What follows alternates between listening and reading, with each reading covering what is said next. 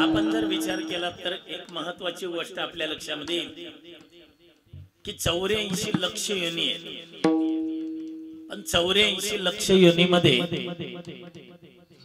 धन्यता जर कोणाला असेल तर फक्त आपल्या योनीला आहे. नाही तर मनुष्यापेक्षाही बुद्धिमान अनेक पशु पक्षी आहेत, अनेक प्राणी आहेत, पण धन्यता शास्त्राने असो, वेदाने असो, नाही तर संतांनी असो, धन्यता त्यांना दिली नाही. धन्यता फक्त आपल्याला दिली. त्याचं कारण आहे की या मनुष्य देहाच्या द्वारा याला पुरुषार्थ प्राप्त करता येतो. आपल्याला पुरुषार्थ प्राप्त करून घेता येतो. नाहीतर माणसापेक्षाही बुद्धिमान, शक्तिमान अनेक पशु पक्षी. मी पटवून देतो तुम्हाला. आपल्या भोवताली घडतं पण आपण तिकडे लक्ष देत नाही. समजा एखाद्या ठिकाणी दरोडा पडला, चोरी झाली, तर मग ते पोलीस स्टेशनला फोन केला जातो का? हॅलो, कोण बोलतोय? या अमुक अमुक गावावरून बोलतोय, बोला ना. ही चोरी झाली, ताबडतोब या. ते पोलीस काही क्षणात तिथं पोहोचतात. तिथं पोहोचतात तर इकडून तिकडं, तिकडून इकडं, ज्या घरात चोरी झाली असेल या गल्लीतून त्या गल्लीत, त्या गल्लीतून ह्या गल्लीत सगळे फिरतात, पण चोर काही सापडत नाही. मग ते मालकाजवळ येतात. आज काही चोर सापडले नाही, पण 2-3 दिवसात नक्की आम्ही तपास करू.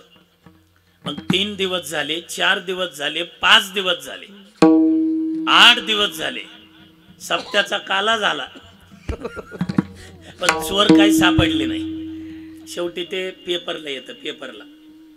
पेपरवर सकाळ संचार, लोकमत, एकमत काय असेल ते पेपरला येतं. अमुक अमुक ठिकाणी दरोडा पडून 8 दिवस झाले, पण पोलीस अधिकाऱ्यांना चोरांचा तपास न लागल्यामुळे विशेष श्वान पथक मुंबईवरून बोलवण्यात येते. कोणचं आलं काय लगे? विशेष श्वान पथक मुंबईवरून बोलवण्यात येते. आणि शंकर महाराज ते कुत्र सुद्धा ईशीच्या गाडीत येते. मग ते ईशीच्या गाडीत येतं, ते अधिकारी गाडीत तिथं नेतात. इथले काही अधिकारी ते गाडीत आलेले काही ते साखळी धरतात कुत्र्याची. कुत्र वासावासानी पुढं चालतं आणि त्याच्या पाठीमागे हे अधिकारी चालतात. कुत्र पुढं, अधिकारी माग. मग ते कुत्र त्यांना तिथं घेऊन जातं. कुठं? झोपले काय सगळे? जिथं चोर राहत असतील किंवा जिथं वाटून घेत असतील तिथं नेतात आणि बोलत जा, काय अडचण नाही, पण मी विचारल्यावर बोलत जा. मग ते पोलीस अधिकारी माग चालतात, कुत्र पुढं चालतं. ते जिथं चोर राहतात, जिथं वाटून घेतात तिथं नेतात. माझा साधा प्रश्न आहे, अगदी साधा. 7 ते 8 दिवसामध्ये माणसाला जे जमलं नाही, पोलीस अधिकाऱ्यांना जे जमलं नाही, ते कोणाला जमलं? कोणाला? जोरात बोला. कुत्र्याला जमलं. कुत्र्याला म्हणजे माणसाची जागा कुणी घेतली? कुत्र्याने घेतली. आणि कुत्र्याची रिकामी झालेली ती तशीच राहू द्या. म्हणजे माणसापेक्षा बुद्धिमान कोण आहे? कुत्रा आहे ना. पण वेद, शास्त्र, संत आणि पुराण धन्यता त्यांना देत आहे का? धन्यता फक्त आपल्या योनीला दिली. आणि आपल्यातही धन्यता सर्वांनाच नाही, मग कुणाला आहे? धन्य जगी तोची एक हरिरंगी नाचे. धन्य जगी तोची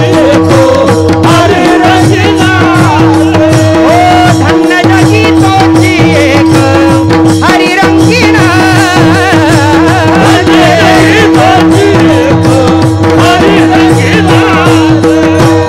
रामकृष्ण वासुदेव सदा स्मरे माझे. रामकृष्ण वासुदेव सदा स्मरे माझे. धन्य जगी तो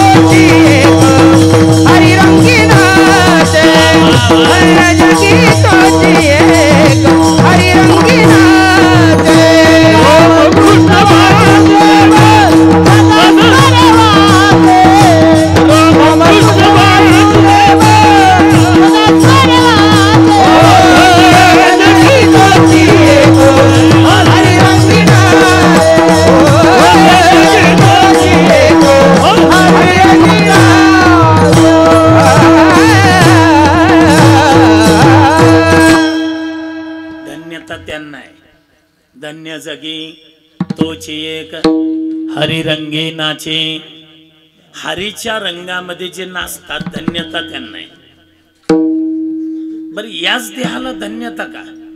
त्याचं कारण आहे की याच देहाच्या द्वारे याला भगवंताची प्राप्ती करता येते. याच देहामध्ये याला देवाचं भजन करता येतं. याची देही घडे देवाचे भजन आणि काही ज्ञान नाही. याच देहामध्ये घडतं देवाचं भजन, इतर देहात घडत नाही. म्हणून हे मनुष्य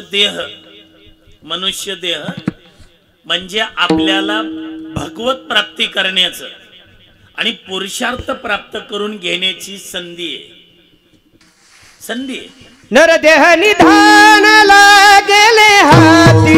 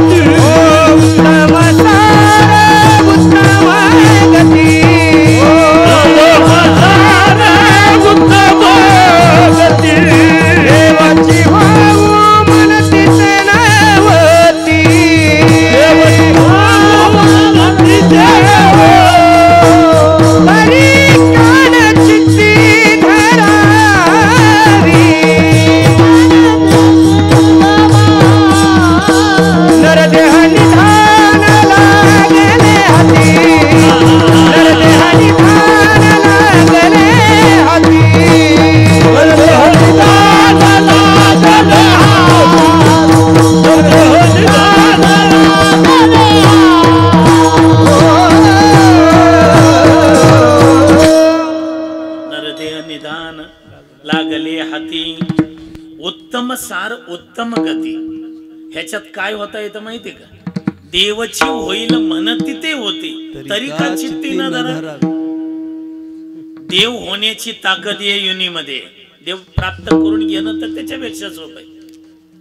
म्हणून आपण मनुष्य देहाला आलोय ना, तर या योनीमध्ये आपण मनुष्य देहामध्ये आलोय तर एक तरी पुरुषार्थ साध्य करा.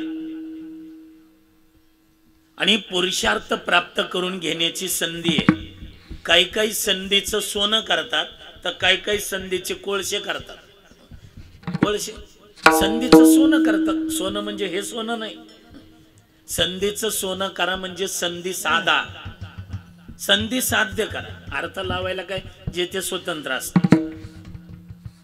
अर्थ लावायला एक जण बँकेमध्ये आलं. बँकेत घरी जेवण करून आलत फुल. दुपारचे 11 साडे11 वाजलेले. त्यांनी लाईन बघितली. हे म्हणलं एकाला 10 मिनिटं म्हणलं तरी 1-1.5 तास लागतंय बा. ते म्हटलं त्यापेक्षा बसू ना आपण बँकेत कुठेतरी. ते खुर्च्या असतात, बाकडे असतात. ते गेलं त्या बाकड्या अर्थ लावायला जे ते स्वतंत्र आहे याच्यासाठी सांगतोय. ते बाकड्यावर बसलं. बसल्या बसल्या बँकेतले बोर्ड वाचत होतं.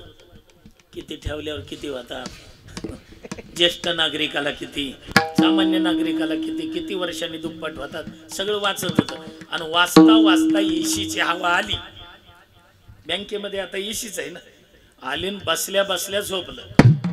डायरेक्ट झोपलं. ते बाकड्यावर डायरेक्ट झोपलं.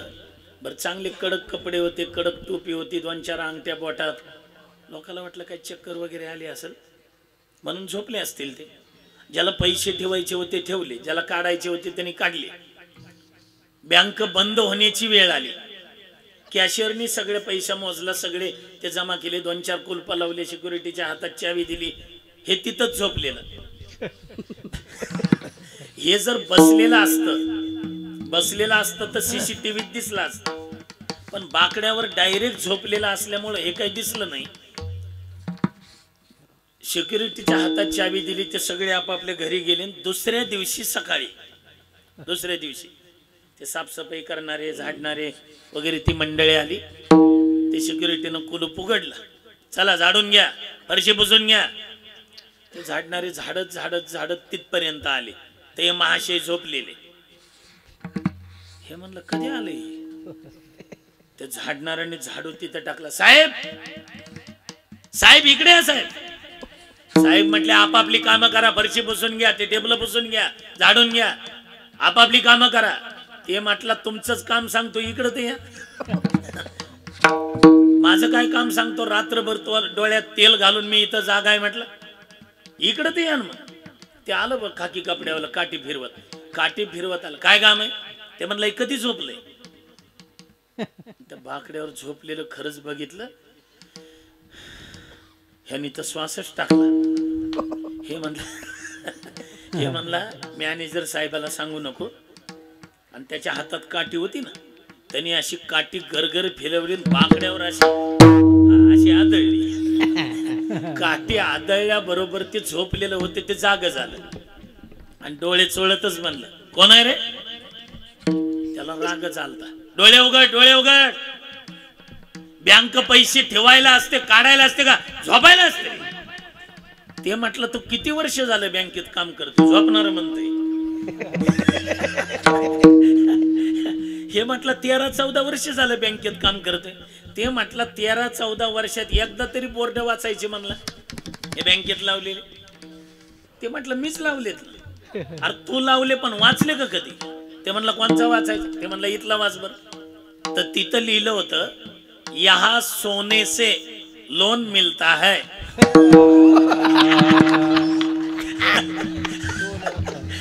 सोने से म्हणजे हे सोनं नाही घेतलं त्यानं. ते म्हटलं सोने से. ते म्हणला रात्रभर झोपलोय, चल लोन दे मला. अर्थ लावायला काही जे ते स्वतंत्र असतात. संधी साधा याचा अर्थ असा आहे गाडगे महाराज, संधीचं सोनं करा, संधी साध्य करा. आता इथे एवढ्या भक्तिमती माता येत नाही. हे नवीन मुली नवीन सुना शिकलेल्या असतात. ते युट्यूबला पाहून ते पुस्तकं वाचून हे नवीन लग्न झाल्यानंतर कमीत कमी एक तरी महिना नवीन सासू सासरे मालक यांना एक भाजी डबल येऊ देत नाही, नाश्ता येऊ देत नाही डबल. आज पोहे झाले तर लगे उपीट झालं तर इडली झाली उडीद वडा. रोज एक पदार्थ. ती रोज एक पदार्थ करायची. आणि एक दिवस 13-14 दिवस झाली. सासूबाईनं आपली देवपूजा केली. देवपूजा झाली. ती वात वगैरे घेतली ना आरती करायच्या वेळेला आरती लावली. तिने इकडं तिकडं बघितलं वाटेल तर ती घंटा नव्हती. घंटी देवपूजेची आरती करताना नाही का वाजवत आपण. सासूबाईनं तिथूनच विचारलं सुनबाई. हा जी. अगं देवपूजा झाली आरती करायची इथली घंटा नाही. ते म्हटले थांबा आत्ता घेऊन आले. हिनं रात्री देवपूजेची घंटा फ्रीज मध्ये ठेवली होती. ते किचन रूम मधलं फ्रीज उघडलं, ती घंटा घेतली आणि सासूबाईच्या हातामध्ये दिली. आता आरती गार आहे आणि घंटा म्हणजे हाच जागे तुम्ही. आरती गरम आहे आणि घंटा फ्रीज मधली असल्यामुळं थंड आहे, गार आहे. ती इकडं गरम आणि इकडं गार लागल्याबरोबर तिनं सोडली. सुनबाई तुला बर्फ नव्हता मागितलं, मी घंटा मागितली होती देवपूजेची. ती म्हणली चष्मा लावून बघा ना मग काय. तिनं बघितलं तर खरंच घंटा आहे. पुन्हा हात आणि एवढी थंड. अहो मी फ्रीज मध्ये ठेवली होती घंटा देवपूजेची. ती म्हटली हो आज आपल्याला पनीर मसाला भाजी करायची ना. सासू म्हणली मग भाजीचा आणि घंटाचा काय संबंध आहे. अहो ते पुस्तकात लिहिलंय पनीर मसाला भाजी जर करायची असेल तर कांद्याची पेस्ट आणि लसणाची पेस्ट करून 1 घंटा फ्रीज मध्ये ठेवा.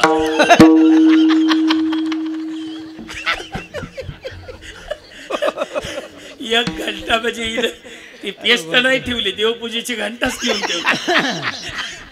अर्थ लावायला काही जे ते स्वतंत्र असतात. इथं संधी साध्य करा, संधीचं सोनं करा. याचा अर्थ असा आहे संधी आपल्या जीवनात अंमलात आणा. आणि संधीचं सोनं करायला काही श्रीमंतच लागतात असं नाही.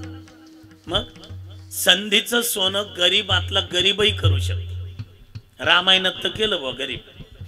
गरीब राहायला घर नाही, घालायला नीट कपडे नाही, तसल्या माणसानं संधीचं सोनं केलं. भगवान प्रभू राम आता सांगायचंय लातूर रोडला आलेत ना वाटतं. लातूर रोडची मंडळी आली. तुम्हाला जवळ आहे ना किती 40 आहे का मग बरंच आहे. लातूर रोडला रामायण घेतलंय तिथली आलीत मंडळी. ते रामचंद्र प्रभू लक्ष्मणजी सीता माता ते केवटाच्या पर्यंत आले. नदीतून पहिलं तीराला जायचंय आणि भगवान प्रभू रामचंद्रजीने केवटाच्या समोर हात पसरला. मागे नावन केवट आना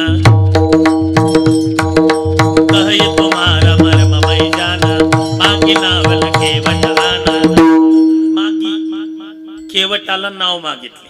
नाव मागितल्याबरोबर केवट उठून उभा राहत नाही, हाताची घडी काढत नाही, नमस्कार नाही, राम राम नाही. याचा राग रामचंद्रजीला नाही, दीपक महाराज, पण ते लक्ष्मणाला आला.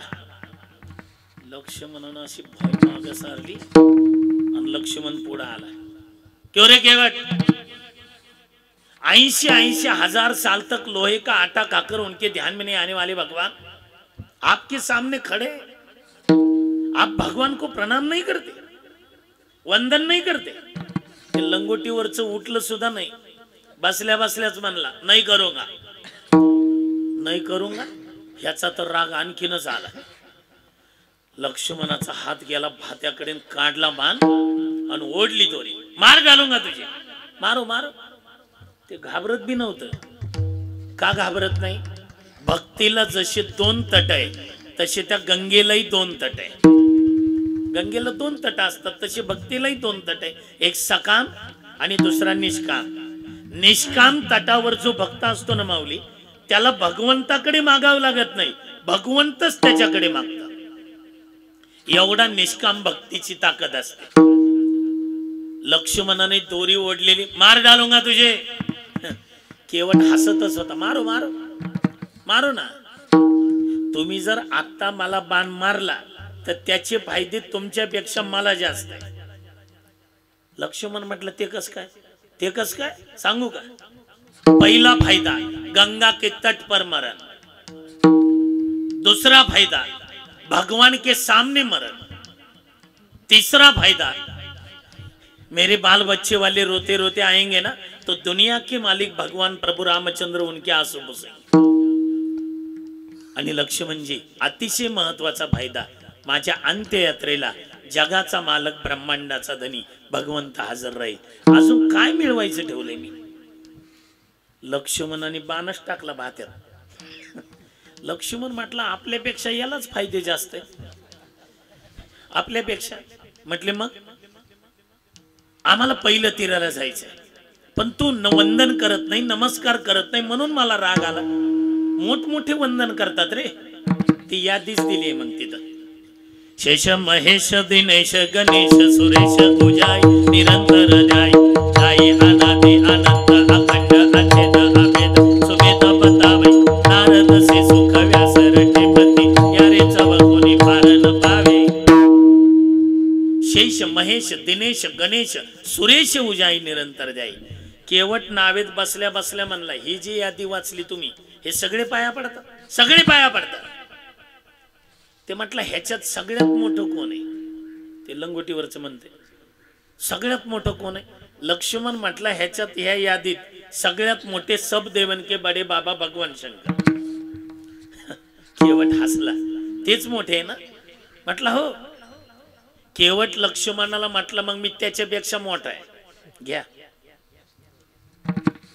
तो भगवान शंकर से कैसे बडा रे? त्यांनी दिलेले उत्तर सुंदर आहे. केवट म्हटला भगवान शंकराच्या डोक्यावरून गंगा वाहते, ती गंगा पट्ट्याच्या पायाखालून वाहते. एवढा मोठा आहे मी. रामचंद्र म्हटले कशाला जास्त बोलत राहतो, 9:15 वाजत आले, 10:15 पर्यंत आपल्याला पलीकडे जायचंय, पलीकडे जायचंय. म्हटले मग एक केवट आम्हाला पलीकडे ने ना. ते म्हटलं थांबा मी आईला विचारतो. आई जर म्हटली पलीकडे नेतं नेतो, मी मातृपितृ भक्त आहे. ते कडलच ती आपली पर्णकुटी होती काय अंतरावर. केवट तिथं आला. या आई, अगं जगाचा मालक ब्रह्मांडाचा धनी भगवान प्रभू रामचंद्र आले, लक्ष्मणजी, सीता माता, ते मला म्हणतात पलीकडे न्या, नेऊ त्यांना? म्हातारी म्हटली इकडे इकडे. काय म्हणला? ते जगाचा मालक रामचंद्र प्रभू आलेत नाही का, आपण दर्शन घेतलं ते आलेत का? त्या लक्ष्मणाला ने, त्या सीतेला ने, सगळ्या अयोध्येतले लोक पलीकडे ने अलीकडे आण, पण त्या रामाला जर नावेत बसवलं तर बघ मग. हे केवट बोलला नाही काही, कान कोण काही नाही. परत आला, परत आला, आला नावेत बसला. काय झालं रे? काय झालं? माझी आई म्हणते लक्ष्मणाला ने, सीतेला ने, सगळ्या अयोध्येतले लोक ने, पण त्या रामचंद्रजीला नावेत बसू नको. लक्ष्मणाला रागच आला. लक्ष्मण म्हणला तुझ्या आईला इकडे घेऊन ये. पुढचं ऐकत जा तुम्ही. त्याला ते लक्ष्मण गरम डोक्याचा. इकडे घेऊन ये, इकडं घेऊन ये म्हटल्याबरोबर केवट पुन्हा आला. आईचं दर्शन घेतलं. आई चल चल तुला बोलवले लक्ष्मणाने. आणलं बो तिथं. आणल्यावर ते आई साहेब आल्या तर लक्ष्मणाजवळ नाही, प्रभूच्या समोर. प्रभू काय नाही, रामचंद्र म्हटले आम्हाला पलीकडे जायचे, तुम्ही नेऊ देत नाहीत म्हणून कळालं. ती म्हटली रामा त्या बघते आमची झोपडी. तुला खरं सांगते गरिबी सारखं वाईट दुसरं काही नाही रे. ज्यानं गरिबी भोगली ना त्याला कळतं गरिबीचे काही चटके असतात ते. आमची 2 दिवस झाला अजून चूल पेटली नाही आणि त्यात तो आला पुन्हा. तू म्हणतो पलीकडे ने. खरं सांगू रामा 2-4 माणसं पलीकडे न्यायचे ना अलीकडे आणायचे, त्याच्यात कुठंतरी चूल पेटते. आणि मी असं ऐकलंय काय की तुमचे चरणरस दगडाला लागले म्हणे. त्या दगडाची पायी झाली म्हण. शिळा होती मनुष्य झाली. थोडे मोबाईल बंद राहू द्या, कीर्तन आहे का थोडं. मोबाईल घरी गेल्यावर बघता येईल. माझ्याकडे लक्ष राहू द्या. परवाच राष्ट्रसंत मुरारी बापू बोलले की सध्या ते आता आदरणीय आमचे श्री हरिभक्तीपरायण पाटील महाराजांच्या मुखातून, पुरुषोत्तम महाराज पाटील यांच्या मुखातून भागवत तुम्ही ऐकताय. त्याच्यात मग ते भागवतामध्ये कलीला राहण्याची ठिकाणं सांगितली. सुवर्ण, मध्यप्राशन, वेश्यागमन. पण परवा कुंभमेळ्यातला ऐकलं असेल ना तुम्ही. ते साधू म्हटले की सध्या सगळ्यात जास्त कली कशात असेल तर मोबाईल मध्ये. सगळ्यात मोठा कली. ते तुम्हाला कीर्तन ऐकू देत नाही, काम करू देत नाही, अभ्यास करू देत नाही. आणि काय बिघडवलंय सध्या वातावरण. मी बोलणार आहे शेवट 10 मिनिट त्याच्या. जाऊ द्या कुठपर्यंत आलतो. हा शिळा होती मनुष्य झाली. श्रोते वर्ग सगळा चांगला आहे, जोरात आहे. आणि दुसरं विशेष म्हणजे ही भूमी काही सामान्य नाही. म्हणून तर सामान्य पुरुष भेटले नाही तुम्हाला, मग उत्तम पुरुष भेटले. पुरुषोत्तम. कसं काय बाबा इथं 7 दिवस तुम्हाला सापडलाय ते काय मला माहिती नाही. नाही तर आमचे पुरुषोत्तम, आम्ही दादाच म्हणतो त्यांना. सध्या लय दादागिरी चालू आहे त्यांची. त्यांची 1 तारीख घ्यायची म्हटलं, 1 तारीख. पहिलं तर फोनच लागत नाही. पहिलं तर फोनच लागत नाही. लागला तर मग ते गेली तारीख, संपला विषय. 2-2 वर्षाचं बुक आहे. आणि एवढी त्यांनी ते जे गीत गायलंय आई माझा मायेचा सागर, त्या गीतामुळं कितीतरी आई वडील वृद्धाश्रमात गेलेले घरी आणले पोरांनी. ती ताकद आमच्या पुरुषोत्तम महाराज घरी आणले ना. तुम्ही त्यांना कितीतरी मुलांनी केवढे फॅन झाले त्यांचे. युट्यूब वर सगळ्यात जास्त कीर्तन, सगळ्यात काय म्हणता तुम्ही त्याला, ह्याला माहिती आहे फॉलोवर्स काय असेल ते सगळ्यात जास्त त्यांना स्टार नंबर आहे. पण ते आपल्याला 7 दिवस भेटलेत. ते मला पुन्हा कळालं की हे माऊली आणि पुरुषोत्तम महाराज बरोबर होते आमचे गुरुवारी बोधे बाबांकडे, म्हणून ते भेटलेत. तर मला नाही तर सोपी गोष्ट आहे का ते. आणि सगळी कीर्तनकारांची लाईन पहा, एक एकाहुनी बळी, एक एकाहून. सगळं सुंदर. आणि श्रोते सुद्धा पहा ना तुम्ही. मी सुरुवातीला आलो ते एवढेच होते. माझा चेहरा थोडा पडलेला पाहून आमची ते गुरुजी, कुठे गुरुजी तर उभेच. गुरुजीने माझ्याकडे बघितलं, म्हणले महाराज फराळ तर आत्ताच झाली, नाराज कमून झाली. मी इकडे बघितलं. ते म्हटले थांबा तुमचा चाल होईपर्यंत सगळं भरतंय. बघा कसं भरलंय. तिकडं कट्ट्यावर वाट्यावर झाडावर नाही जिकडं बघाल तिथपर्यंत समाज आहे. हे सगळे योग किती सुंदर योग आहे. इथं सुद्धा ते तुमचे रजकण लागले त्याच्यामुळे ती बाई झाली. दगडापेक्षा लाकूड मऊ असत. लाकूड. आणि ही माझी पोराची नाव लाकडाची केवटाची. तुझे रजकण जर बाई जर या नावेला लागले, नावीची जर बाई झाली, ती घरची एक बाई ही एक बाई. मग पोट भरायचा व्यवसाय चालवायचा कशावर? रामचंद्र म्हटले आई साहेब मला पलीकडे जायचंय. ह्याला काय पर्याय नाही का? हा पर्याय आहे ना रामा. आता बघा संधी कशी साधली ती. मी ह्याच्यासाठी सांगितलंय संधी साधा. पर्याय काय? रामा तुझे पाय लागल्यामुळं बाई नाही झाली. रज मात्रे तारिली अहिल्या शिळा नामदेवराय लिहितात किंवा तुळशीदासजी लिहितात. गौतम नारी श्राप बस उपल देह धरी देर चरण कमल रज चाहती. चरण कमल रज रजकन लागल्यामुळं बाई झाली. ते आम्हाला पाय धुऊ दे, पाय रजकन विरहित करू दे, तुला नावेत बसवतो पहिलं तिराला न्यायचं. उघड उचल मग उरक लवकर. वेळ कमी असल्यामुळे पाय धुतले. केवट पालता पडला. रामचंद्र प्रभूला म्हटलं मला तुडवून तुम्ही नावेत बसा. तोडवून का माहितीये का? केवट म्हटलं पुन्हा पाय खाली ठेवला आणि रजकन लागले तर पुन्हा बाई होईल ना तिची. आणि दुसरा एक भाव असा आहे आमचे गुरुवर्य महाराज नेहमी सांगत असतात डोक महाराज की दुसरा भाव असा आहे की केवट म्हणतोय मला अहंकार होऊ नये की पट्ट्यानं प्रभूचे पाय धुतले. पट्ट्यानं येऊ नये परमार्थात इथंच बिघडते. ते येऊ नये म्हणजे मला तोडवून नावेत बसा, म्हणजे माझा अहंकार तोडवून तुम्ही नावेत बसा. केवट निषाद राजा गुह राम लक्ष्मण सीता बसले. हे बाहेरच होते. सुमंतजी केवटाच्या घरची आई त्याची पत्नी लेकर. पहिला वल्ला मारला बघ केवटाने. अशी नाव त्या कॅमेऱ्यापर्यंत गेली तर तेवढ्यात म्हातारीनं असा हात लावला. केवटाची आई खाली होती ना ती हसायला लागली.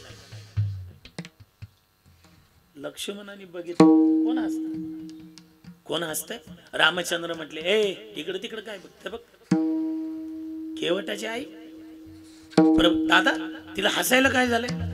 ते रामचंद्र म्हटले विचार ना तू. ते म्हणलं त्यांचं माझं तर नाही जमत, तुम्ही विचारा. रामचंद्र प्रभूने विचारलं आई साहेब हसायला काय झालंय? मग तर जास्त हसली. अहो हसता का? ती म्हटली रामा कुठला दगडन कुठली अहिल्यान कुठली बाईन कुठले रजकन. ती पहिली अहिल्याच होती. गौतम ऋषींनी शाप दिला होता दगड होऊन पडशील. इंद्र मग ते दगड होऊन पडशील शाप दिला. उशाप दिला होता. सीता स्वयंवरासाठी रामचंद्र जातील रजकन लागतील तुझा उद्धार होईल. खरं सांग रामा अयोध्येतून निघल्यापासून ते इथं येईपर्यंत तुझ्या चरणाचे रजकन काही कमी दगडाला लागले? मग सगळ्या दगडाच्या पायात झाल्या. रामचंद्र बोले हे बात सही आहे, हे बरोबर आहे. आई साहेब तुम्हाला जर माहिती होतं सगळ्या दगडाच्या बाया होणार नाही तशी नावीची बाई होणार नाही हे माहित नव्हतं? म्हातारी म्हणली मग कशाला हसते? मला माहित होतं ना ह्या नावीची बाई होणार नाही म्हणून. मग एवढा वेळ कशाला घेतला? आता दिलेलं उत्तर ऐकून कळलं तर बघा.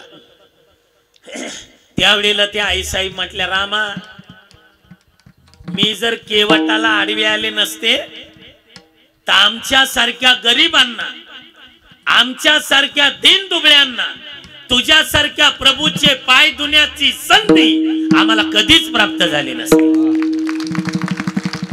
याला म्हणतात संधी साधणं. आणि आपल्याला ही काही संधी साधी भेटली का?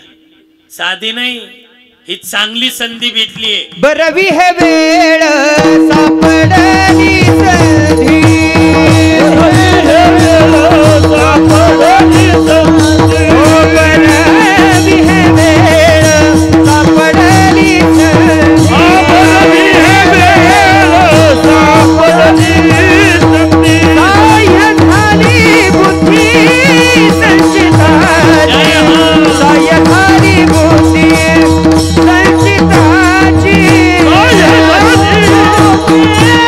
संचिता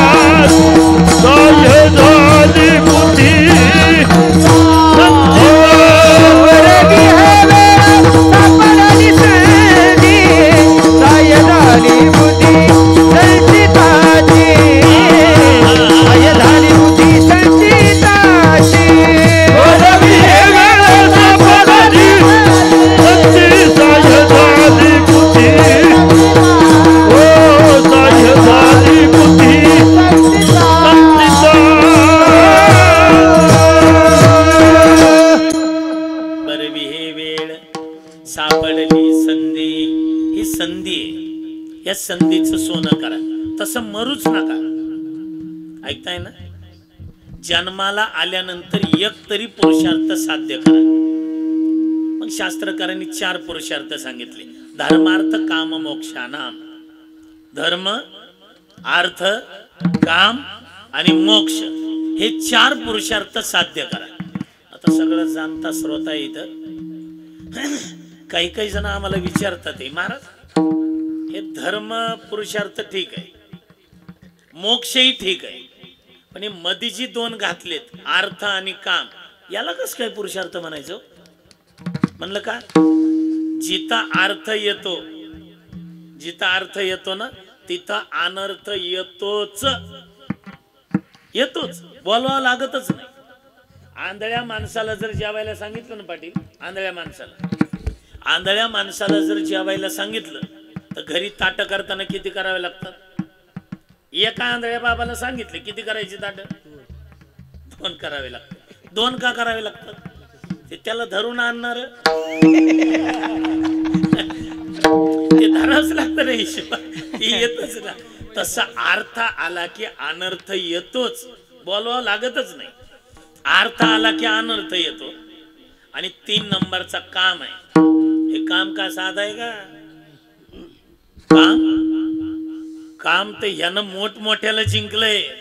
कामाची कोतवाल याने नळीने बहुतासी, कामाची कोतवाल याने नळीने बहुतासी, हरिहराची अब्रू घेतो भय नाही त्यासी, हरिहराची अब्रू घेतो भय नाही त्यासी, जमदग्नी दुर्वास नाडीने महान महान ऋषी, जमदग्नी दुर्वास नाडीने महान महान ऋषी, कोणाची फौजदार तोही मिळाला त्याची, होणार तोही मिळाला त्यासी, कोणाची फौजदार तोही मिळाला त्याची,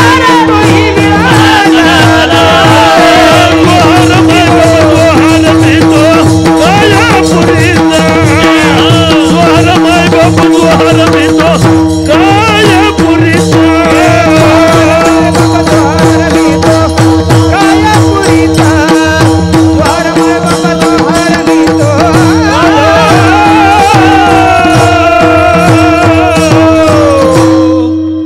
बघा यादीच दिली का नाही? कामाची कोतवाल याने नागविले बहुतासी. आपली काय करायो? हरिहराची आबरू घेतो, त्याला भीतीच नाही हो, भय नाही त्याचे. मोठ हरी आणि हर, आता ह्याच्यापेक्षा कोण मोठ आहे? त्यांची सुद्धा आबरू घेतो. तुमचा आमचा प्रश्न नाही, हे भगवान श्रीकृष्णाने अर्जुनाने भगवान श्रीकृष्ण परमात्म्याला विचारले, आता केन प्रयुक्तोयम पापम चरति पुरुषा अनिच्छन्निपे वार्ष्णे बलादेव नियोजितः. इच्छा नसताना पापाचरणामध्ये कोण प्रवृत्त करत? तर भगवंतानी उत्तर दिले, कामयेश क्रोधयेश रजोगुण समुद्भवः महाशनो महापापना वित्तेन मे वैरिनम. इथं पहिला नंबर कामाचा आहे, कामयेश. मग आम्हाला जाणते श्रोते म्हणतात, महाराज तुम्ही तर म्हणताय 4 पुरुषार्थ आहे, मग हे मध्ये 2 का घातले? अर्थ आणि काम. काम जर पापाचरणाला प्रवृत्त करतो आणि अर्थ जर अनर्थ आणतो, तर पुरुषार्थाच्या यादीत कशाला घातले? त्याचं उत्तर आहे, आमचे गुरुजी नेहमी अगदी सोप्या भाषेत सांगायचे. ते म्हणायचे 4 पुरुषार्थ आहेत ना, धर्म, अर्थ, काम आणि मोक्ष.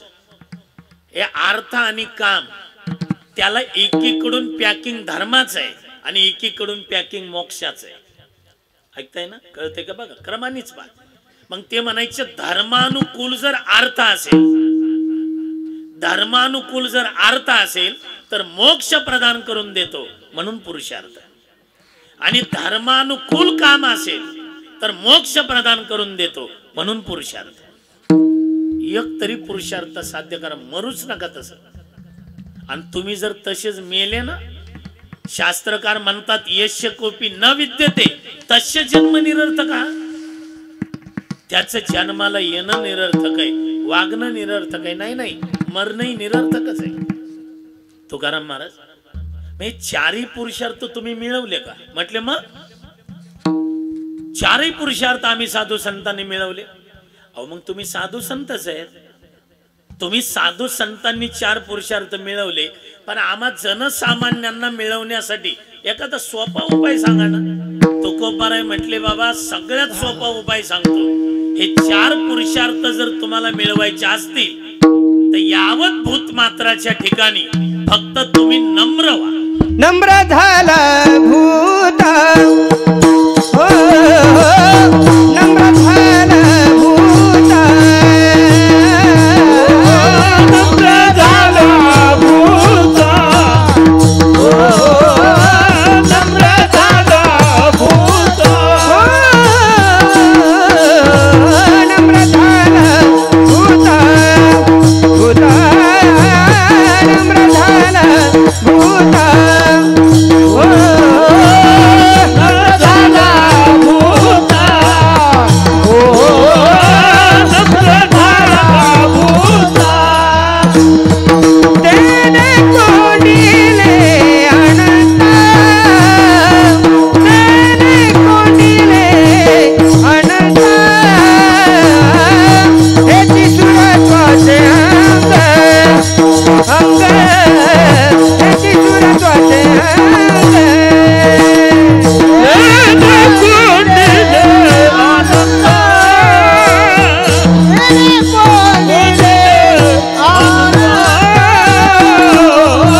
तेने कोंडिले अनंत, हेची सुरत्वाचे अंग, नम्र झाला भूत, तेने कोंडिले अनंत, तेने कोंडिले अनंत, नम्र झाला भूत, तेने कोंडिले अनंत, तेने कोंडिले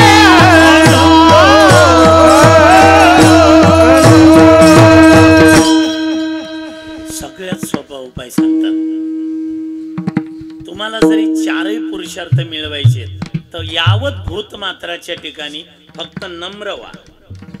मिळाली तुम्हाला पुरुषार्थ, हा, नम्र व्हा. हो नम्र व्हा. नम्र झाला भूता.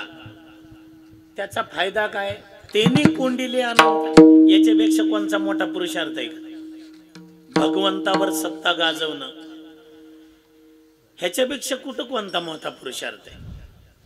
मग हे धर्म अर्थ काम मोक्ष हे तर चार पुरुषार्थ आहेतच, पण मी आणखीन तुम्हाला चार सांगतो. ते जनरल सांगतो. जनरल स्वतःवर सत्ता गाजवणं पुरुषार्थ आहे. ऐका बरं का, स्वतःवर सत्ता गाजवणं पुरुषार्थ,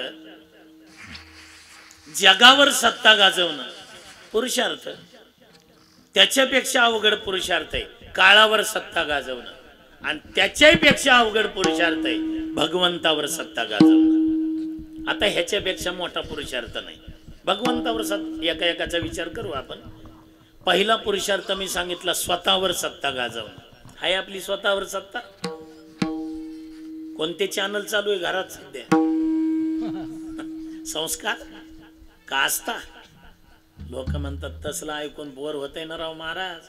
मग कसं लागतंय झिंग झिंग. तसं आहेत का पंचकर्मेंद्रिय पंचज्ञानेंद्रिय आपल्या ताब्यात? हाय स्वतःवर सत्ता. दुसरा पुरुषार्थ आहे जगावर सत्ता गाजवणं. गाजवली ना मोठमोठ्यानी जगावर सत्ता गाजवली. एकाला तर पदवीच होती माग, जगत जेता सिकंदर. जगत जेता. ती जागतिक परिषद भरली होती पा शिकागोला, जागतिक धर्म परिषद. आता परवाच स्वामी विवेकानंदजींची जयंती झाली म्हणून सांगतो 1 मिनिटात. फक्त जिंकली का नाही त्यांनी जागतिक परिषद? तिथं परिषदेला गेले, आपला हिंदूंचा धर्मग्रंथ हे वारकरीन महाराज मंडळी सोडून बाकीचे बोला बरं. हिंदूंचा आपला धर्मग्रंथ कोणता आहे? गीता. श्रीमद भगवत गीता. आता इथं एवढा हिंदू समाज आहे, मी तुमच्या मुलासारखा आहे, कोणाच्या भावासारखा आहे, राग येऊ देऊ नका, पण ह्याच्यातलं किती जणांच्या घरी श्रीमद भगवद्गीता आहे तेवढे हात वर करा बरं. बघा किती टक्के येते. हिंदूच आहेत ना सगळे. हे लय मोठं दुर्दैव आहे सध्या. तुकोबाराय म्हणतात आपला धर्म कोणता आहे, धर्म ग्रंथ कोणता आहे हे सध्या कळलं नाही का? डोळे झाकून बसलात का काय? ठरबतो न कळे काय झाकीले डोळे, काय झाकीले डोळे, काय झाकीले डोळे, काय झाकीले डोळे,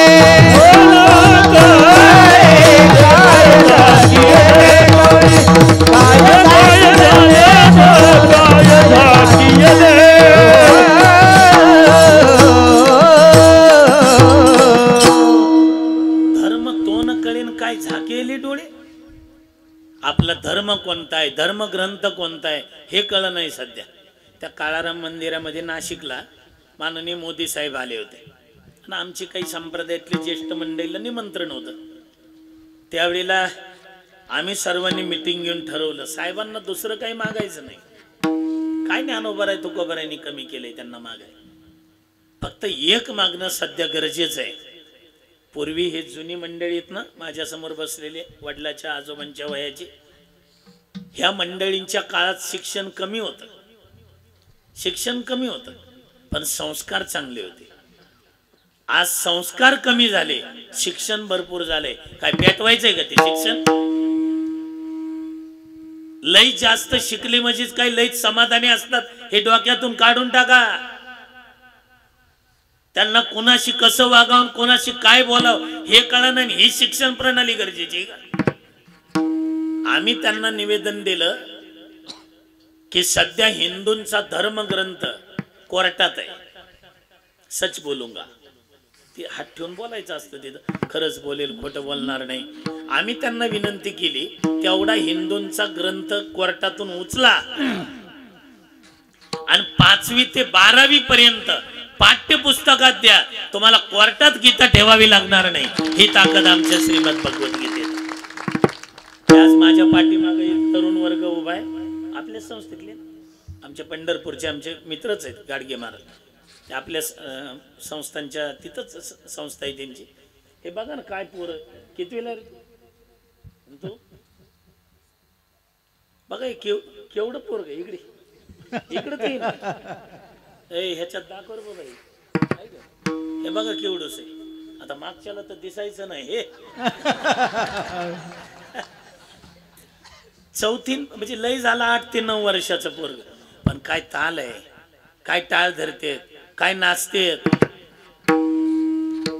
कधीतरी आपल्याला बी वाटू द्या की 101 हा 101च ना समाधी सोहळा हा चालू आहे.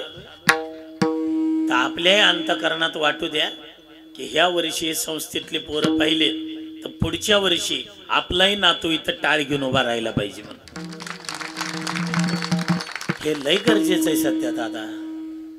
संपत्ती जरूर मिळवा, पण संपत्ती कमवत असताना संततीकडे लक्ष द्यायला कधी विसरू नका. सध्या संततीकडे लक्षच राहिलं नाही. किती वेळ देतो इमानदारीने सांगा ना आपण आपल्या मुलासाठी नातवासाठी. 15 मिनिटं तरी त्या रोज. आठवा आपलं बालपण. आपली आजी दिवा लावताना तिथं दिव्याजळ घेऊन बसत होती आपल्याला. शुभं करोती काय पासाहेब. अहो पोरं जरूर सेमीला टाका, इंग्लिश मिडियमला टाका, इंग्लिश शिकवा, जर्मनीला जाऊ द्या, कुठं जायचे ते जाऊ द्या. पण पोरग इंग्लिश मिडियमला जरी टाकलं तरी संध्याकाळी घरी आल्यानंतर त्यांनी तुळशीजवळ दिव्याजवळ शुभं करोती मराठीत म्हणलीच पाहिजे, तर ते संस्कार आहे. नाही तर काय करतोय काय आपण सध्या धर्मग्रंथ कळत नाही, काय तो कळत नाही, त्यात काय लिहिलं हे तर लांब आहे. अजून जाग होणं गरजेचं आहे. तिथं श्रीमद भगवद्गीता छोटी म्हणून सगळ्या ग्रंथाच्या खाली ठेवली. हे मोठमोठाले ग्रंथ त्याच्यावर. स्वामीजी हसले आणि सगळा गोंधळ चालू झालाय. सभा संपत आलेली आहे. आणि मग त्यावेळेला स्वामीजींना सांगितलं बोला आता. म्हणजे कोणी ऐकूच नाही. ते भगवा वेश धारण केले. थोडा द्यावा लागतं याला, थोडा द्या. सगळंच भरपूर आहे, फक्त ह्यात चिकटपणा करू नका. साऊंडही चांगलाच आहे, पण ते झालेत माग, तुम्ही झालाय माग. इकडं काय आवाज आहे ते तुम्हाला नाही कळत. हा ती कथेची सेटिंग केली, पण आपलं बी हे ह्याच्यासाठी बी पाहिजे ना. कथेला तिकडं तोंड करत जा, कीर्तनाला इकडं करत जा. साऊंडची सोपं आहे ना, त्यात काय अवघड नाही ते. उद्या बघा करून हे कथेत तिकडं कीर्तना तिकडं इकडं करत. काय सांगत होतो? सगळ्यात खाली ठेवला बुडाला. नाही आपण त्याच्या पुढे गेलतो बाबा. ते गडबड गोंधळ सुरू झाला, आता सगळं बंद होणार आहे. त्यावेळेला सांगितलं बोला स्वामीजी, आणि आले ना स्वामीजी स्टेजवर. ते भगवा वेश धारण केलेला, ते फेटा बांधलेला उंच, ती शरीरिष्टी गोल चेहरा. स्वामीजी वर आले. हे कोण आहे रे? ते झाले ना शांत वातावरण. ताकद असते हो, ताकद असते महात्म्यामध्ये. दर्शने प्रशस्ती पुण्यपुरुष. सगळं स्तब्ध वातावरण झालं. आणि स्वामीजी म्हटले, ते पहिल्या वाक्यामध्ये सभा जिंकली. माय ब्रदर सिस्टर्स, ते बंधू आणि भगिनींनो, 3 मिनिटं टाळ्या झाल्या. टाळ्याच बंद व्हायना. हे तर जे आधी भाषण अर्धा तास केलेले, ते तर म्हणले उपास धरल्याला बरं झालं असतं आपण. ह्यांनी पहिल्याच वाक्यात जिंकली सभा. आणि त्यांनी पुढे बोललेत, इथले जे नियोजन करते मंडळींनी, आमचा हिंदूंचा धर्मग्रंथ छोटा आहे म्हणून सगळ्या ग्रंथाच्या खाली ठेवलाय. पण कमाल आहे हो, ह्या कृतीतूनच त्यांनी दाखवून दिलंय की वरच्या सर्व ग्रंथाला आधार आमचा हिंदुस्थानचा ग्रंथ श्रीमद भगवद्गीता आहे. कृतीतूनच दाखवून दिलं, कृतीतूनच. आणि मग तिथं सभा जिंकली. आणि मग 3 का 3.5 महिने स्वामीजी तिथं राहिले. प्रत्येक जण त्यांची वेळ घ्यायचा, भेटायला जायचं, वेळ घ्यायचा, भेटायला जायचं. ते काय जपान, अमेरिका का जपानची एक नवयुवती रंबा, तिचं वर्णन ते रामकृष्ण मिशनने जो ग्रंथ काढलाय ना स्वामी विवेकानंदजी, मराठीत केलाय आता अनुवाद त्यांनी लिहिलंय. ती एवढी सुंदर होती म्हणे, पान खाल्लं तर लाल ते खाली चाललेलं दिसत होतं. काय सुंदर असं. आणि तिनं वेळ घेतली स्वामीजींची, देखणी आरास, बस तिच्याकडे पाहिलं म्हणजे पाहतच राहावं. नवयुवती. आणि आली स्वामीजींच्या त्या एकांतामध्ये रूम मध्ये. स्वामीजी बोले, काय काम आहे? मग ते आता माहिती आहे तुम्हाला त्यांची पद्धत बोलण्याची, ती स्माइल देण्याची. मग तिनं ती बोलताना कृतीतून आणि बोलूनही दाखवलं. काही नाही, काय वक्तृत्व आहे तुमचं, काय देखणे तुम्ही, काय धर्माविषयीची निष्ठा आहे तुमची. नाही तुझं काय म्हणणं आहे ते सांग ना. आता ती म्हणते तेच सांगते ना, तुमच्यासारखा धर्मनिष्ठ, तुमच्यासारखा विद्वान, तुमच्यासारखा देखणा पुत्र मला व्हावा अशी माझी इच्छा आहे. स्वामीजी म्हटले, मग काय नाही, तुम्ही माझ्याशी लग्न करा. स्वामीजी म्हटले, बघ माझा वेश, हे भगव कशाला धारण केले, आता नाही करता येत. नाही मला तुमच्याशी लग्न करायचं. नाही करायचंय, नाही करायचंय. तुला माझ्यासारखा मुलगा पाहिजे ना. ऐका हिंदूंना, आपण त्यांची लेकरं आहोत. त्यावेळेला स्वामी विवेकानंदजी म्हटले, आपण लग्न केल्यानंतर मुलगाच होईल कशावरून, मुलगी झाल्यावर. बर मुलगा झाला तर शिकल कशावरून, शिकला तर धर्मनिष्ठ होईल कशावरून, धर्मनिष्ठ झालं तर माझ्यासारखा देखणा दिसल हे कशावरून. मग एवढे वर्ष वाट पाहण्यापेक्षा तुझ्या समोर उभ्या असणाऱ्या स्वामी विवेकानंदालाच तुझा पुत्र मान, ही आपली संस्कृती आहे. शिकागोच्या धर्म परिषद, जागतिक धर्म परिषद जिंकली ना बुवा. जगावर सत्ता गाजवणं पुरुषार्थ आहे. स्वतःवर सत्ता गाजवणं पुरुषार्थ, जगावर सत्ता गाजवणं पुरुषार्थ, आणि त्याच्यापेक्षा मोठा पुरुषार्थ आहे काळावर सत्ता गाजवणं. सोपं आहे. संपूर्ण जगावर सत्ता काळाची आहे. पण काळावर सत्ता गाजवली ना आमच्या संतांनी. जगा काळ खाय आम्ही माथा दिला पाय, आम्ही माथा दिला पाय, आम्ही माथा दिला पाय. ओ जगा काळ खाय आम्ही माता दिला पाय, आम्ही माता दिला पाय, आम्ही माता दिला पाय.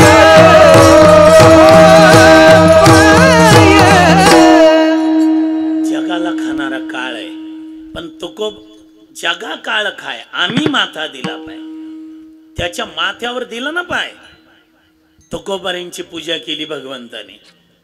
जया पूजिले आदरे पांडुरंगे, आदरानं पूजा केली आणि महाराजांना खुणवलं. बसा.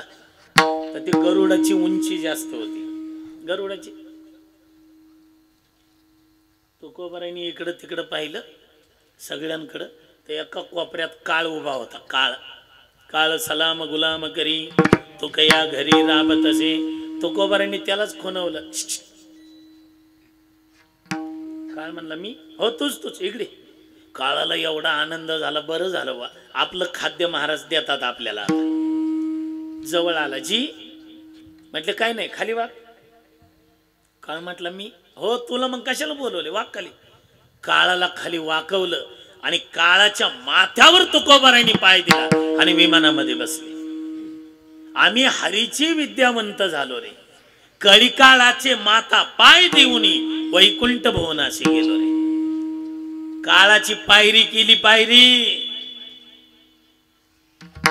पावटनी केला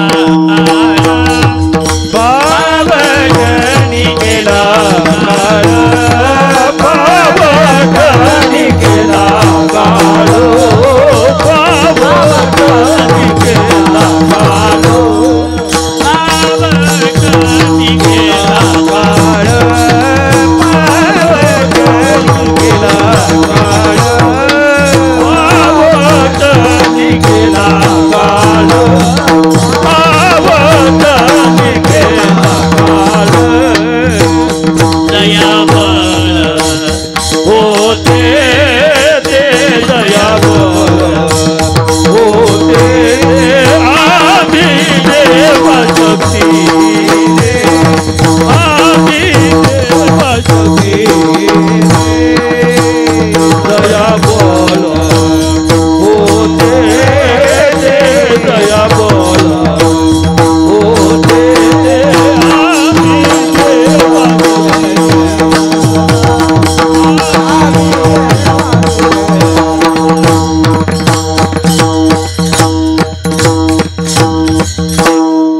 पावटनी केला काळ. पावटनी म्हणजे पायरी केली काळाची. जयाबळ होते ते. स्वतःवर सत्ता गाजवणं पुरुषार्थ, जगावर सत्ता गाजवणं पुरुषार्थ, काळावर सत्ता गाजवणं सोपं आहे का? नाही तर श्री संत एकनाथ महाराज म्हणतात काळ न विचारी हाटघाट, काळ न विचारी औसी पाठ. काळ कशाचाच विचार करत नाही. हाट म्हणजे बाजार. तुम्हाला कुठला आहे बाजार? रेणापूरचा. हे रेणापूरच्या बाजारात गेलं. वांगे काय भाव दिले? म्हणले 40 रुपये. 35 ने द्या, 5 किलो घ्यायचे. बरं घ्या म्हणले. ते 5 किलो वजन केले. वजन केलं आणि ह्यानं ती पिशवी पुढं केली वांगे घ्यायला. पिशवी पुढं केली. आता वांगे वतायचेच आहे. तेवढ्यात ह्याला गुचके आले. मेलन ते बघता काय माझ्याकडे. काळ न विचारी हाट, काळ न विचारी घाट. काळाने जर घाटाचा विचार केला असता तर विनायकरावजी मेटे घाटात गेलेच नसते. काळ न विचारी हाट घाट, काळ न विचारी औसी पहाट. आज आमोशाच आहे का? आमोशा संपून द्यावीन, प्रतिपदा लागू द्यावीन. संपलं की उचललाच. आजचं कीर्तन ऐकल्यावर तरी जागवा गड्या, खरंच जागवा. काळ एखाद्याचं आयुष्य सरलं, जगण्याची किती प्रयत्न करा नाही जगत. आणि एखाद्याचं उरलं, मारायचे प्रयत्न करू द्या नाही मरत ते. सगळ्या गावाने नवस करू द्या, अमुक अमुक म्हातारा मरू द्या म्हणून, ते सगळ्याच्या 10व्याला हजर असत. का उरलंय ना. एक वैतागलं परपंचाला, खरंच वैतागलं. ते तेल आणा, शेंगदाणे आणा, डाळ आणा, मीठ आणा, तांदूळ आणा, जिरे आणा.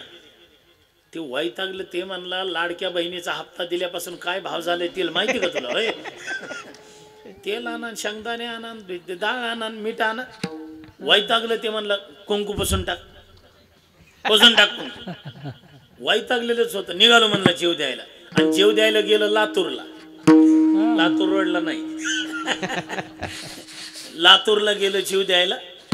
लातूरला ते छत्रपती शिवाजी महाराजांचं ते हे नाही का उड्डाण पूल, ते म्हणलं तिथून जर उडी मारली ना मरतोच म्हणला, जगतच नाही म्हणला, डोकंच फुटतं म्हणला. पहाटे 4ला आलं बा तिथं वर. आणि वर पुन्हा ते कटडे असतात ना साईडचे, पुन्हा त्याच्यावर उभारलं. म्हणलं मेलोच पाहिजे आता. मी कशासाठी सांगतोय, ज्याचं उरलंय त्यानं मरायचे प्रयत्न करू द्या, नाही मरत. ते कटड्यावर उभं राहिलं. पहाटे 4:15चा सुमार. नेमकं त्या उड्डाण पुलाच्या खालच्या रोडनी ते भाजी विकणारं भाजीवालं भाजीचं पसरट टोपलं. मेथीच्या जोड्या, पालकाच्या जोड्या, शेपूच्या जोड्या, कोथिंबिरीच्या जोड्या, हे खालून भाजीचं टोपलं घेऊन निघालं होतं. यानं उड्डाण पुलावरून जेव द्यायला उडी मारली खाली.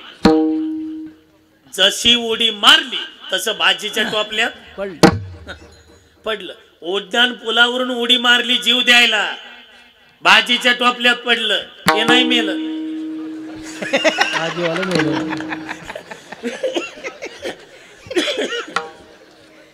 नवल वाटेल तुम्हाला, भाजीवालं मेलं. आता एवढा 85 किलोचा बोजा पडला, मानलं चकली मेलं ते. आणि हे जसं काय गुलाबाच्या फुलात पडलंय. का उरलंय ना. सरलं की जगत नाही, उरलं की मरत नाही. पण त्याच्यावर सत्ता गाजवली ना साधू संतांनी. ज्यांच्या हा समाधी सोहळा चालू आहे, परमपूजनीय चिन्मयानंदजी स्वामीजी महाराज, काळावर सत्ता गाजवली ना बुवा. आणि आजान भाऊ होते. पुन्हा मी बघितलं दर्शन घेऊ. आता मी ते मला ती माऊली म्हणले ग्रंथ देतो आता तुम्हाला वाचायला त्यांच्या चरित्राचा. मी असं ऐकू नये. आता एक खरवळकराच्या मठात हे काय हे वारकरी, हे त्या खरवळकराच्या मठात माझं कीर्तन असतं. मग तिथं आम्ही चर्चा ऐकलेल्या आहेत. हे 2-4 वारकरी आहेत तिथे, तिथली सगळी. तिथं आम्ही असं ऐकलं की एक मुस्लिम समाजाची व्यक्तीला सुद्धा आहे की नाही, त्यांना वैकुंठाला घेऊन गेले. संत कशाचाच विचार करत नाही. तो 2 व्यक्तीला त्यांनी वैकुंठाला नेलं. काय ताकद असेल कोणास ठाऊक. हे जगावर आपलं काळावर सत्ता नाही तर काय मग. आणि स्वतः पूजनीय महाराज सुद्धा 100 वर्ष ते जगले. म्हण काळावर सत्ता नाही तर काय. आपला फुगा 55ला फुटतो का 60ला कोणास ठाऊक. पण 100 वर्ष, शतवर्षाची गणना. खरं सांगू, मी मगाशी दर्शनाला गेलो. माऊली माझ्या बरोबर होते, ते पाटील होते, गुरुजी होते. मी दर्शन घेतलं ना. मी गुरुजीला म्हटलं ही समाधी ना. ते म्हटले हो महाराज, संजीवन समाधी. मी त्या समाधीकडे बघतच राहिलो. मी नारदाच्या गादीवर उभा आहे, तुम्हाला खोटं बोलायचं नाही. इथं दर्शन घेत असताना आम्हाला वाटलं नाही आम्ही इथं दर्जी बोरगावमध्ये महाराजांचं दर्शन घेतोय. आम्हाला वाटलं आम्ही ज्ञानराज माऊलींची संजीवन समाधी, त्याचं आम्ही इथं दर्शन घेतो. ते तिथं गेलं की तिथलं जे वलय असतं ना, ते वलयच सांगत असतं ही जागा सामान्य नाही. सामान्य आम्ही मगाशी ती जेवायला फराळ करायला बसवलं त्या स्वयंपाकाच्या हॉलमध्ये. तिकडं बघितलं तर पोतेच पोते.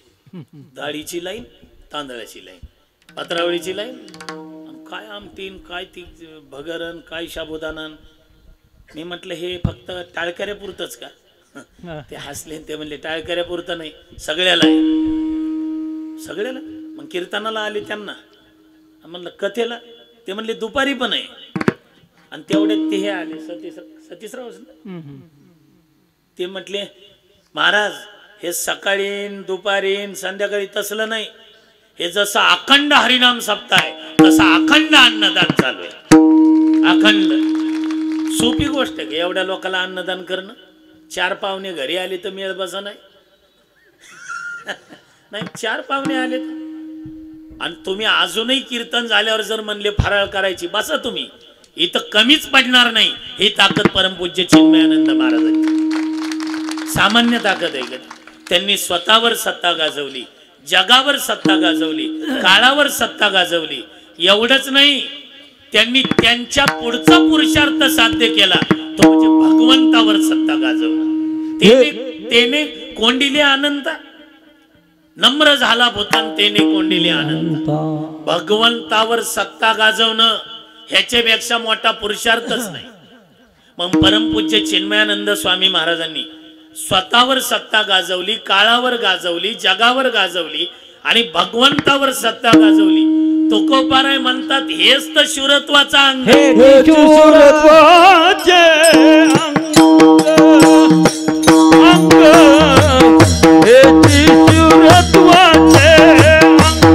आचार्य आमचे 3 वेळा 10 वाजवतील. 10 10 10. 2 नंबरला तेवढ्या वेळा टाळ, बरोबर, आणि 3 नंबरला तेवढ्या वेळा टाळ्या. बघू आता आवाज कोणाचा आहे त्या.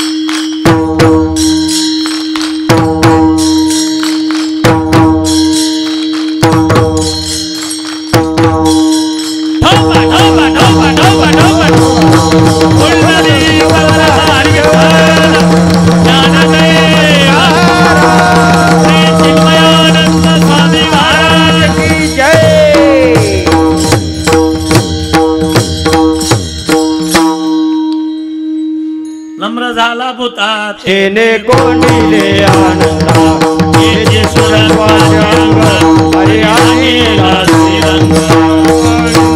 झाला भूता तेने कोंडिले आनंदा हे सुरत्वाचे अंग हरियाणीला श्रीरंग.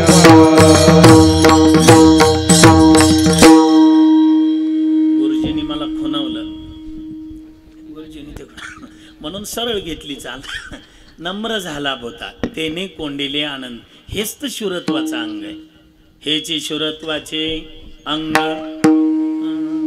हरियाणीला श्रीरंग. भगवंतावर सत्ता गाजवणं तेवढं सोपं नाही. आपल्याला सुद्धा हे पुरुषार्थ जर साध्य करायचे असतील तर आजच्या कीर्तनात निश्चय करा. परमपूज्य महाराजांच्या 100व्या 101व्या समाधी सोहळ्याला आपण आलोय ना. नाही तर अशी किती वर्ष आली आणि किती वर्ष गेली, जर काही निश्चयच नसेल काय व्हायचंय, कुठं जायचंय, काय करायचंय, तर उपयोग काय सांगा ना. ते हा दर्शनाचं फळ भेटणार आहे, पाप ताप दैन्य जाणार आहे, त्रिविध तापाची बोलवण होणार आहे, त्यांच्या दर्शनाने हे होईल. पण आपला निश्चय पाहिजे, निश्चयाचे बळ. तुका म्हणे तेची फळ. इथं सप्ताहाला आलात तर निश्चय करा. कोणता निश्चय करायचा की ज्ञानेश्वरीचे मी 11 तरी पारायण करील, नंतरच मरील.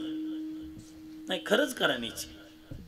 आम्ही सद्गुरू जोग महाराज संस्थेत शिकताना, आता आदरणीय आमचे शंकर महाराज, आम्ही सगळे बरोबरच होतो आळंदीला.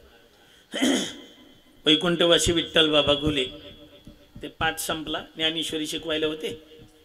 कोणता निश्चय करायचा ते सांगतोय. मग ते पाठ संपल्यानंतर बुवा म्हटले, ए झालं का रे? आम्ही म्हटलं झालं बुवा. म्हणले मला सगळ्यात मोठी दक्षिणा कोण देणार आहे? आम्ही तर म्हटलं बुवा कधी दक्षिणाच मागत नाहीत. बरेच पोरं घाबरत होते ना, एक दरारा होता आदरयुक्त, कोणी बोलत नव्हतं बुवांना. पण त्यांचं आमच्या फडकऱ्यांवर विशेष प्रेम. पोरं म्हणले नामदेव काय पाहिजे ते तरी विचारा. फॉर्च्युनर पाहिजे का स्विफ्ट, काय गाडी पाहिजे काय? पण आमची संस्थाच अशी आहे महाराज, एकमेव संस्था आहे, महाराष्ट्रातलीच नाही, संपूर्ण आपल्या परिसरातलीच नाही, तर जगामध्ये की जिथं शिक्षकाला पगार नाही आणि विद्यार्थ्याला फी नाही, सद्गुरु जोग महाराज वारकरी शिक्षण संस्था बुवा म्हटली मला बाकी दक्षिणा काही नाही पाहिजे, कोण सगळ्यात जास्त पारायण करणार बघू हात वर करा. मग कुणी सांगितलं 11, कुणी 21, कुणी 51, कुणी 108. त्या माझी सध्या हिंगोलीला कथा चालू आहे, शेनगावला वाघजळीला. तिथला एक विद्यार्थी आमच्या बरोबर होता, पण आमच्यापेक्षा वय जास्त होतं त्याचं. ते म्हटलं बुवा मी आता उद्या माऊलींना अभिषेक करणार, 108 पारायणाचा संकल्प करणार. बुवा म्हणली सगळ्यात मोठी दक्षिणा दिली मला तू. पण म्हणलं की बुवा म्हणले पण काय नाही, मी अभिषेक केला, माऊलींच्या समाधीला संकल्प केला की 108 पारायण करेल, गावाकडे जाणार आहे मी. आणि गावाकडे शेती बघायची, उरलेल्या वेळेत लिंबाखाली बसायचं, ज्ञानेश्वरी वाचायची, घरी पूजा करताना वाचायची, वेळ भेटला की मी वाचणार. माझे 55-60 पारायण झाले आणि माझं आयुष्य संपलं तर, मी मेलो तर, यमदूत न्यायला आले तर. आमच्या गुरुजींचं वाक्य ऐका. बुवा म्हटले हे वेडाच आहे रे, तू जरी 108 पारायणाचा उद्या माऊलींजवळ संकल्प केला, 55-60 पारायण झाले, तुझं आयुष्य संपलं, यमदूत न्यायला आले तर तुझे राहिलेले सगळे पारायण पूर्ण होईपर्यंत यमदूत तुला मरण येऊ देणार नाही. ही ताकद ज्ञानेश्वरी ग्रंथात आहे. ते म्हटले ज्ञानेश्वरीच माड्याकून लिहिली, या गेलेलेच होते ना सच्चिदानंद बाबा, त्या माड्याला त्यालाच उठवलं, उठा, आणि त्यांच्याकडून ज्ञानेश्वरी लिहिली. तुमच्या समोर पदर पसरतो मी, पदर भीक मागतो तुम्हाला, भीक. ती भीक फक्त एवढीच असेल, भरपूर केलंय पोरासाठी नातवासाठी, इकडचं 4 एकर दाखल्याला, इकडचं 2 एकर थोरल्याला, ह्याला हे वाडा, त्याला ते बंगला, सगळं केलंय. जरा स्वहिताचा घोर वाहन ध्यानी राहा श्रेयारीच्या. आज इथून जाणार आहेत ना तर महाराजांच्या समाधीचं दर्शन घेऊन संकल्प करा, मी रोज झोपताना 11 तरी माळी रामकृष्ण हरी मंत्राचा जप करेल. करा ना संकल्प. नाही ह्याच्यातल्या नाही सगळ्यांनी केला तर 5-50 जणांनी तरी करा. मी म्हणतो एवढ्या लोकातल्या 10-20 लोकांनी रोज ज्ञानेश्वरी मी अर्धा तास वाचल, 10-20 लोकांनी रोज 11 माळी जप करेल, एवढं केलं तरी एवढ्या लांबून आलेलो माझं कीर्तनाचं सार्थक झालं. आणि पुन्हा एक लक्षात राहू द्या, रामायण, कीर्तन, भागवत, प्रवचन हे कर्मणुकीचे ठिकाण नाही, हे आपल्या जीवनाचं परिवर्तनाचं ठिकाण आहे. परिवर्तन झालं पाहिजे का नाही? 70 वय झाले, 78 वय झाले तरी गळ्यात माळा नाही, घालायच्यात तरी काम. काही 87च्या पुढे गेल्यावर येतात महाराज. म्हणलं काय माळ घाला. मी त्या बाबाकडे बघितलं, म्हणलं बाबा उशीर झाला तुम्हाला? ते म्हणले नाही तुम्हालाच उशीर झाला, मी 6लाच आलोय. म्हटलं हे उशीर नाही बाबा, तुम्हाला माळ घालायला उशीर झाला. लय मार खाताल वर गेल्यावर, खरं सांगतो तुम्हाला. आमचा नाही, यमाचे यमदंड बैसतील माथा. तिथं कोण विचारणार आहे? पुढं कोणी विचारणार आहे का नाही हे तरी माहिती का नाही तुम्हाला? मारितीन, तोडीतीन, झोडीतीन निष्ठून कोणासाठी लिहिलंय संतांनी? लय धानाच्या मानाच्या जोरावर जर लय भूषण मिरवत असाल ना तर आजचं कीर्तन ऐकताय तर सावधान. नामदेव राय लिहितात, धन मान बळे नाटविसी देवा, अंतकाळी तेव्हा कोण आहे? तिथं का पत्नी कामाला येणार आहे, का पोरगा कामाला येणार आहे, का कुटुंब कामाला येणार आहे?